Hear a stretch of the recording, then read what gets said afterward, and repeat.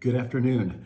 It's Saturday afternoon, kind of a gray day outside, but I'm glad I get to be with you. I'm working now in Paul's letter to the Ephesians. I've got a collared shirt on, so I think I'm looking a little more professional. And I'm hoping to keep this fairly short. I've enjoyed our conversations together. Boy, there's so much to talk about in this passage, this amazing end of chapter 1 and beginning of Ephesians 2.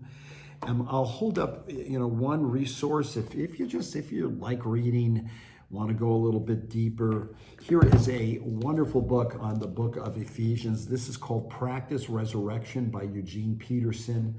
He did 5 of these toward really the last books he wrote. He called them a 5-volume spiritual theology.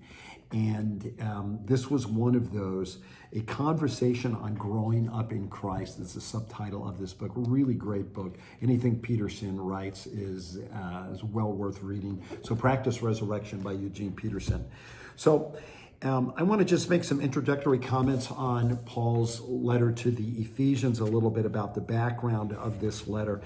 A great introduction. It was Hannah Engstrom reminded me that a great resource, if you want to get some background on each of these letters or different themes in the Bible or books of the Bible, comes from a group in Portland called the Bible Project. They have put together just these amazing little videos. They're very cleverly done, but chock full of information. And their introductions to each of the books are absolutely first-rate and fantastic. You can check them out at www.thebibleproject.com. And then if you further put in Explore Ephesians, it'll take you to their outline of the book of Ephesians. Why was Ephesians written? What was Paul's purpose? So some really great information there done by the Bible Project.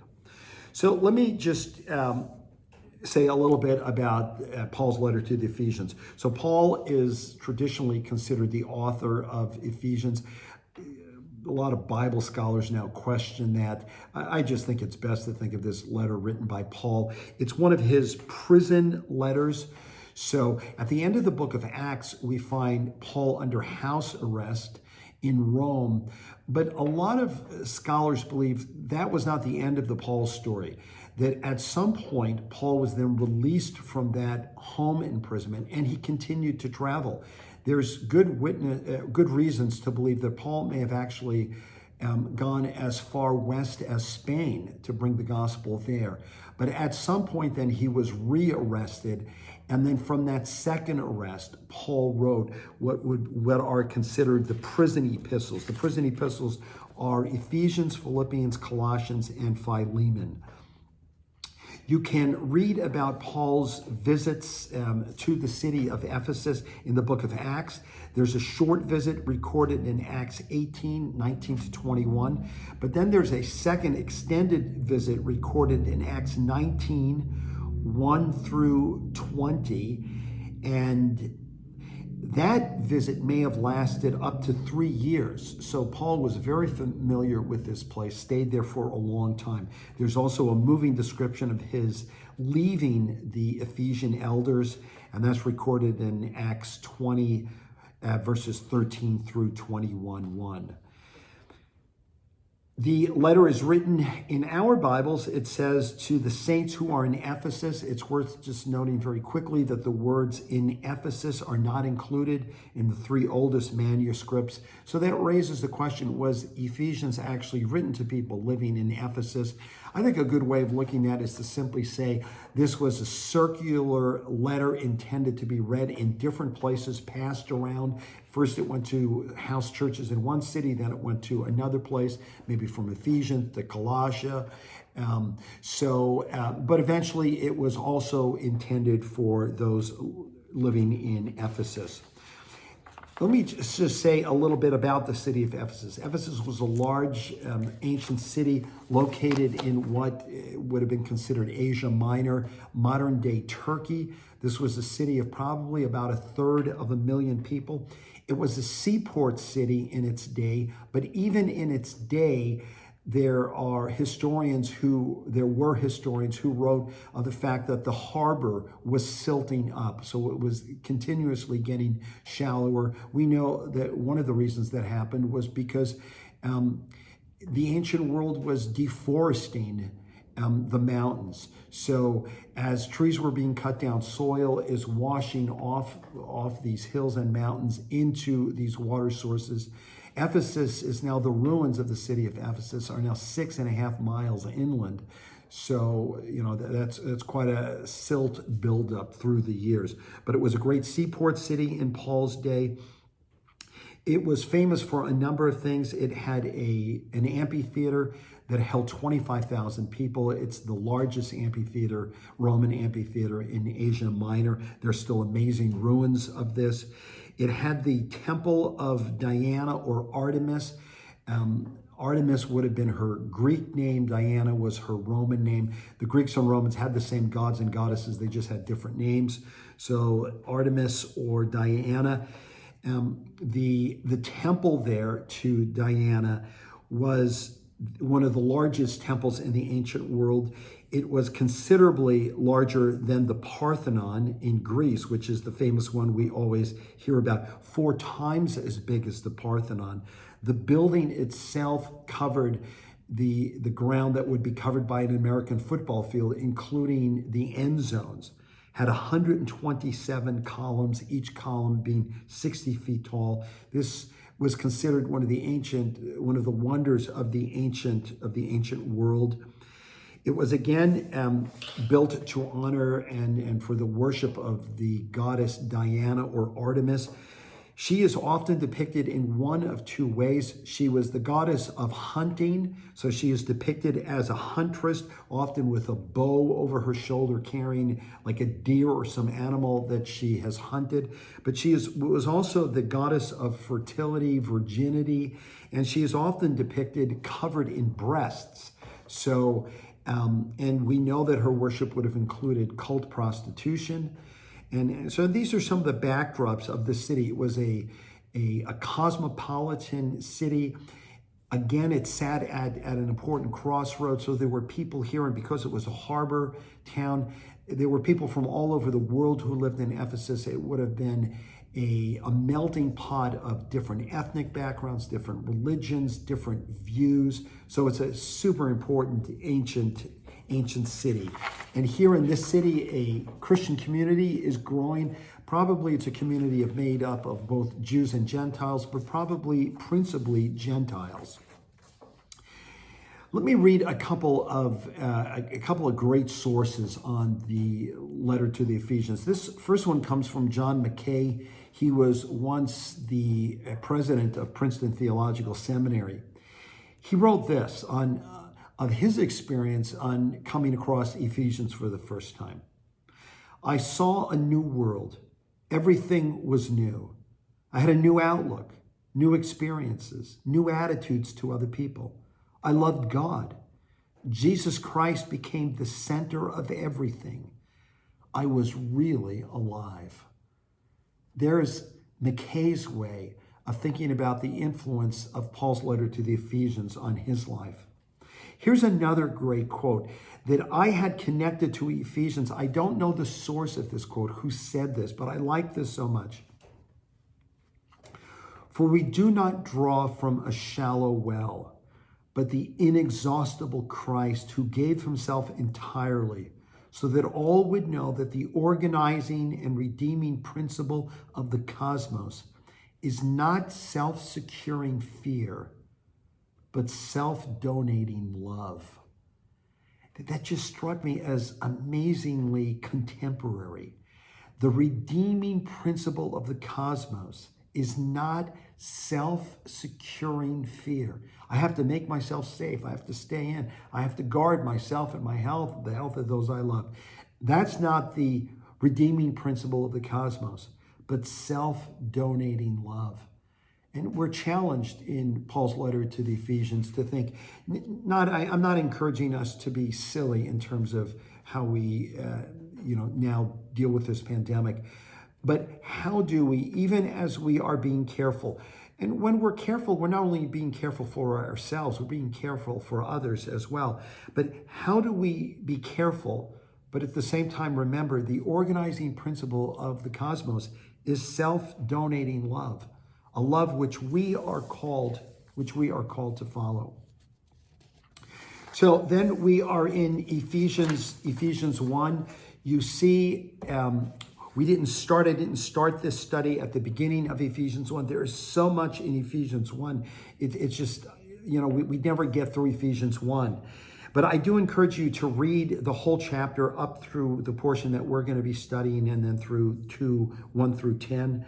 I'll just say that amazing section, which are verses 3 through 10, in Greek are one sentence. It is as though Paul, once he gets started thinking about what God is doing in Christ, he cannot stop himself. This is like a snowball that begins rolling down a hill, and once it stops, it just keeps building up mass. It just keeps getting bigger and bigger. And Paul wants us to know that what God is doing in Christ has cosmic implications. It's not just a message for me personally. It's not just a message for us as the church. It's not even just a message for the world. This is a cosmic story of what God has done for us in Christ. Paul often starts in prayer. He does that here in Ephesians 1. But then we get to our passage. So Ephesians 1, 15 through 23. And, let me just make, the comment that I want to make in this section. It comes in verse, let's see, what verse is this? I'm sorry, I'm having to look this up. Let's see, it's verse, the end of 19 and the verse, and the beginning of 20.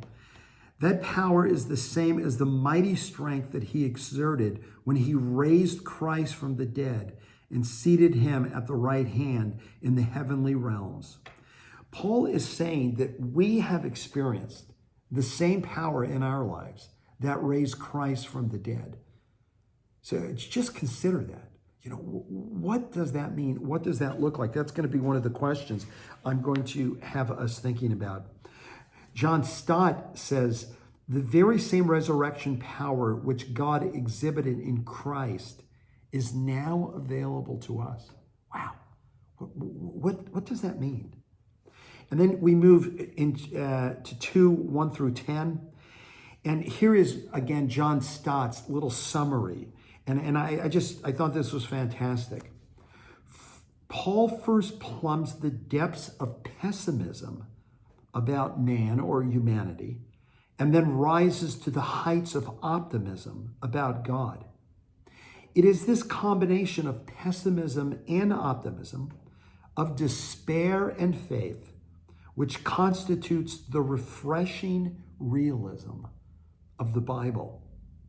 For what Paul does in this passage is to paint a vivid contrast between what man or what humanity is by nature and what humanity can become by grace. Both pessimism and optimism. And again, I want to encourage you, perhaps for this section, to make an outline. I had a 4-part outline. The first part, what we are outside of Christ, verses 1 to 4. There's a single word that describes what a person is outside of Christ. That word is dead. Then, the second part of my outline, the cause of the great turnaround is the resurrection, is in verse 5. And of course, the cause is God and God's great love and his mercy toward us. The third section of my outline was what the love of God does. This is verses 5 through 9. What God is doing for us. He makes us alive with Christ, even when we were dead. He raises us up with Christ and seats us in the heavenly places. And then a sort of a review of what God has done for us. The key words I found in there were grace, saved, faith, gift, works, and boast. And then a final section, just one verse, verse 10, to what end? God has done all this in our lives for not just for its own end, but there's a purpose. The purpose is good works. So I want to leave you then with a number of questions.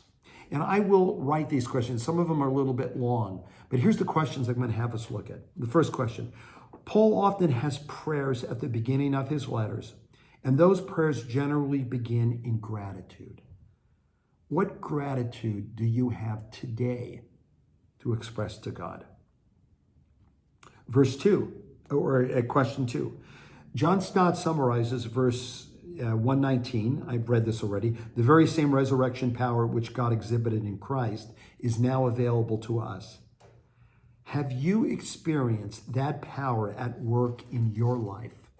And how? Then the third question.